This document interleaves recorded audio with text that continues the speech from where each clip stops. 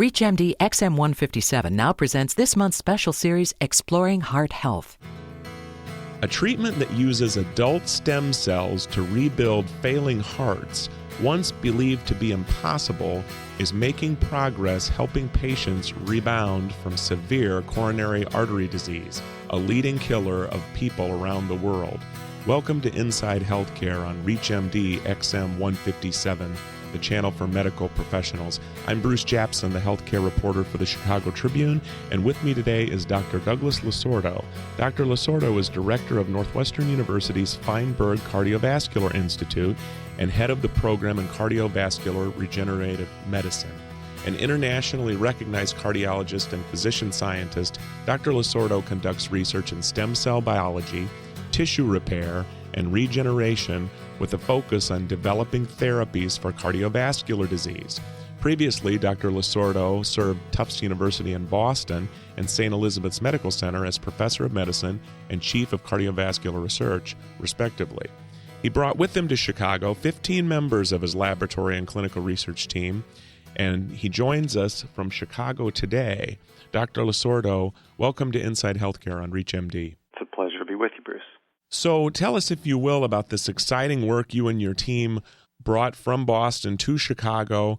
It's very interesting. I mean, a lot of people know about stem cells. They hear about cloning. They hear about embryonic research. But in fact, what you guys are doing are taking stem cells from a patient and making their heart better. And tell us about where you're at with that and where we're going. Well, sure. So it's a great time to be talking about this. We're right at about the 10th year anniversary of our lab's discovery of the adult stem cell for growing blood vessels. So previous to that discovery, it was really thought that the only way that adults could grow new blood vessels was by sprouting them, if you will, from pre-existing blood vessels. And our laboratories team found a circulating cell in the bloodstream of adults that was capable of growing new blood vessels, if you will, in a place where no blood vessels had previously existed. Now, that may sound like a very subtle and almost maybe boring scientific discovery, but in reality, that discovery really changed the way that we thought about blood vessel formation in adults, because that ability to form a blood vessel in a previously avascular space was, prior to that discovery, thought to occur only in embryonic life. And so the fact that adults contain these stem cells that can contribute to new blood vessel formation changed the landscape entirely, because it made us realize that it was possible for us to provide the building blocks for a new blood vessel from these stem cells that we could harvest from patients. And over the past decade, we've developed a body of evidence in preclinical models and animal studies, and now early clinical evidence in our patients that that strategy may actually pay off, that we can actually extrapolate from this natural biology in patients and therapeutically benefit patients who really are otherwise kind of at the end of the therapeutic road. They've exhausted all of the conventional therapies and still have severe angina or heart failure or leg pain, claudication, or even critical limb ischemia. And those are the studies that we're pursuing right now, is to try to apply a patient's own stem cells to help restore circulation, alleviate symptoms, and maybe even restore function to people.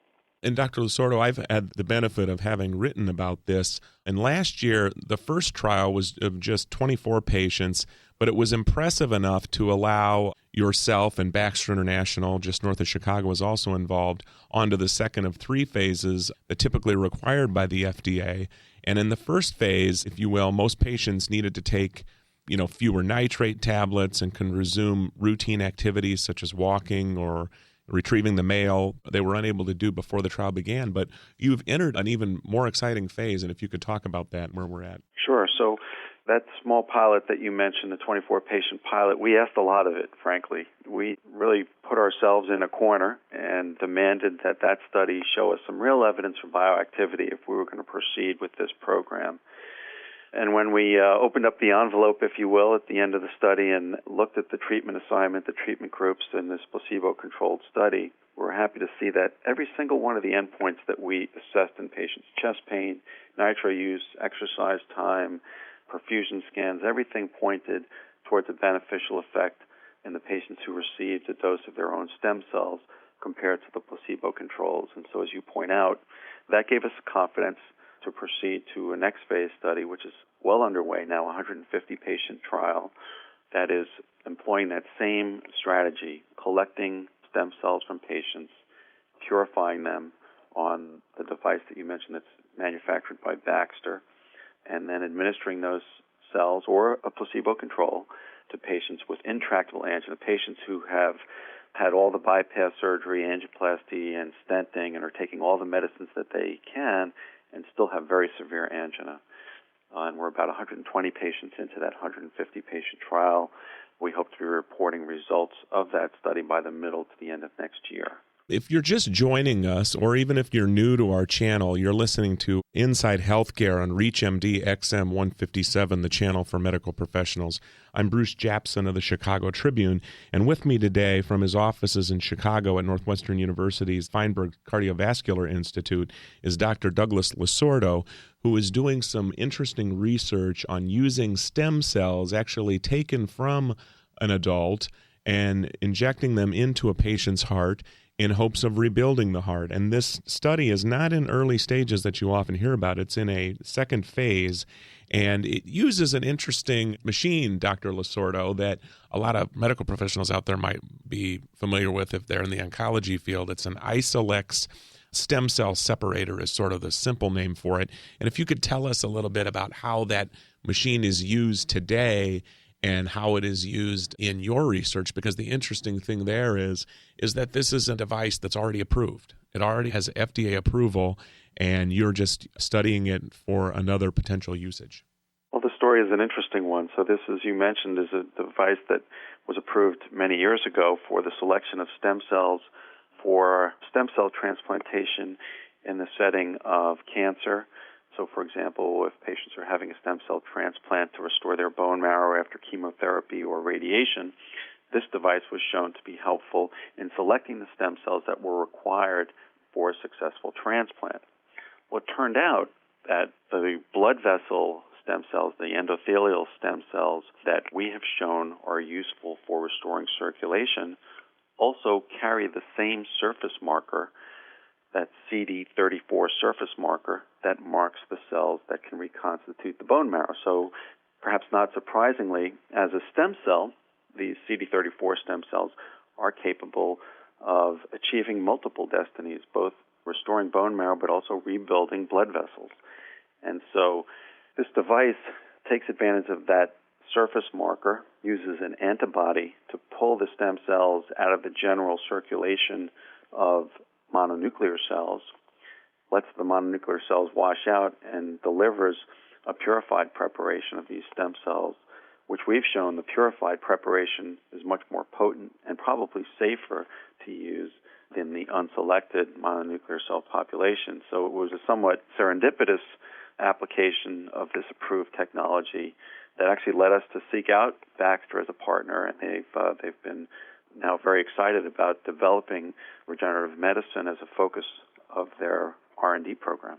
The trial obviously comes with risk as well as potentially skepticism, because there was a study about a year ago that was published in the Journal of the American Medical Association that indicated that another stem cell therapy, and you can correct me on this, that used a hormone to spur stem cell growth didn't really progress. But what you guys are doing is different. Could you tell us a little bit about that? Because I think a lot of people, when they think, oh, no, that didn't work or wasn't headed in the right direction. But what you guys are doing is different. And actually, that's a great counterpoint to the approach that we've taken. So the mobilization of stem cells, some hoped would be sufficient. Just getting the stem cells to come out of the bone marrow into the circulation has been shown in certain settings in preclinical studies and animal studies to be beneficial.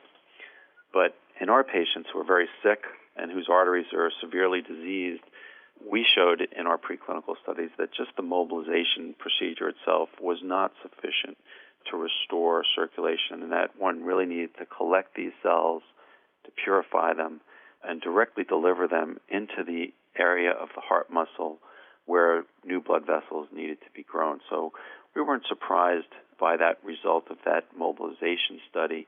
It was very consistent to the preclinical data that we had generated, and it was really what led us ultimately to devise this strategy of the direct delivery of the stem cells into the target tissue. So we're really concentrating the dose of this therapeutic cell exactly where it's needed. Well, Dr. Losordo, this has been a very interesting topic. Stem cells to rebuild failing hearts. Dr. Douglas Losordo of Tufts University has been our guest. My name is Bruce Japsen. I'm the healthcare reporter for the Chicago Tribune. I want to thank Dr. Douglas Losordo of Northwestern University, who's been our guest. We've been discussing stem cells to rebuild failing hearts.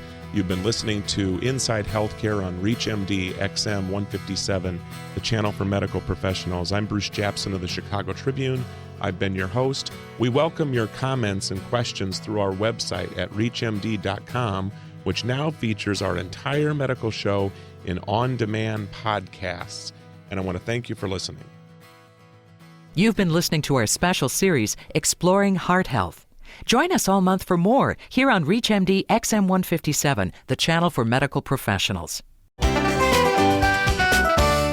How did one invention lead to two firsts? You'll find out on Spotlight on Medical History. It started with a need to perform cataract surgery better. There were the old ways of the grinding tool and the very careful touches to remove the cataract inflictions, but they just weren't accurate enough. The results were better than having the patient go blind, but they required much aftercare, and the recovery time was difficult for the patient. The year was 1988, and new machinery from space exploration and military uses were just now becoming to be incorporated into medical research. And along came Dr. Patricia Bath. She had graduated from the Howard University School of Medicine in 1968 and specialized in corneal transplant.